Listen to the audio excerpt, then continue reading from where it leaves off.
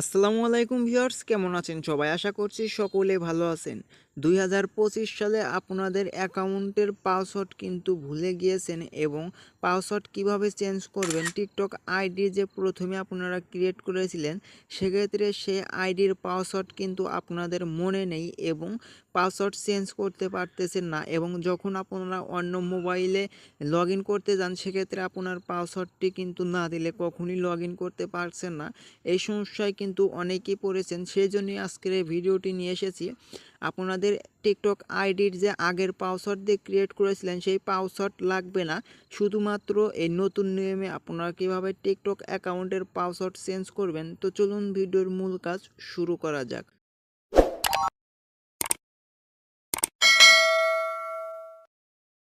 সর্বপ্রথম আপনি যে কাজটি করবেন, টিকটক অ্যাপসের ভিতরে প্রবেশ করবেন। টিকটক অ্যাপসের ভিতরে প্রবেশ করার পর আপনাদের ক্ষেত্রে এইরকম ইন্টারফেস শো হবে। সেক্ষেত্রে প্রথমেই যে কাজটি করবেন, প্রোফাইলে ক্লিক করার পর একদম উপরেই দেখতে পারবেন 3 ডট মেনু বলে একটি অপশন রয়েছে।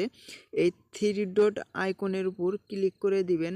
এই 3 ডট আইকনের উপর যখনই ক্লিক করে দিবেন তখন কিন্তু আপনাদের সামনে এরকম বেশ কিছু অপশন শো করবে। সেক্ষেত্রে এইখানে যে অপশনে ক্লিক করবেন, একদম নিচে যদি লক্ষ্য করেন সেটিং অ্যান্ড প্রাইভেসি বলে একটি অপশন, এই অপশনে আপনারা ক্লিক করে দিবেন। সেটিং অ্যান্ড প্রাইভেসি অপশনে ক্লিক করে দেওয়ার পর আপনাদের ক্ষেত্রে এইরকম ইন্টারফেস শো হবে। এইখান থেকে প্রথমেই যে অপশনটি দেখতে পাচ্ছেন অ্যাকাউন্ট বলে এই অপশন, এই অ্যাকাউন্ট অপশনের উপর ক্লিক করে দিবেন। এই অ্যাকাউন্ট অপশনের উপর ক্লিক করে দিলে আপনাদের সামনে কিন্তু এখানে কিছুক্ষণ লোড নেবে। লোড নেওয়ার পর এইরকম ইন্টারফেস শো হবে।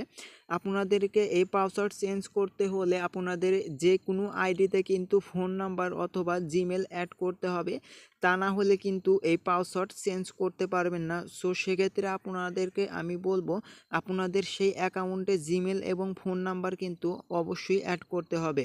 এইবার এইখানে যে দেখতেই পাচ্ছেন পাসওয়ার্ড বলে একটি অপশন, এই পাসওয়ার্ড অপশনের উপর ক্লিক করে দিবেন। পাসওয়ার্ড অপশনের উপর ক্লিক করে দেওয়ার পর আপনাদের ফোনে যে জিমেল অথবা ফোন নাম্বার থাকবে সেই জিমেলে কিন্তু একটি ভেরিফাই কোড যাবে, সেই কোডটি কিন্তু মেল থেকে কপি করে এইখানে পেস্ট করে দিবেন। সেই কোডটি জিমেল থেকে যখনই আপনারা কপি করে এইখানে পেস্ট করে দিবেন সেক্ষেত্রে 6 ডিজিটের দেওয়ার পর কিন্তু সেম কিন্তু আপনাদের সামনেও এরকম ইন্টারফেস শো হবে।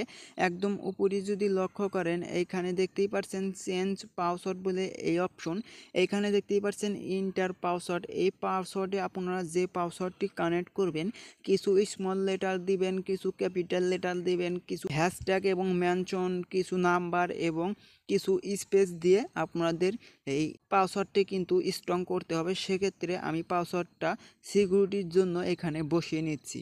সিকিউরিটির জন্য আমি পাসওয়ার্ডটা কিন্তু এখানে বসিয়ে নিয়েছি।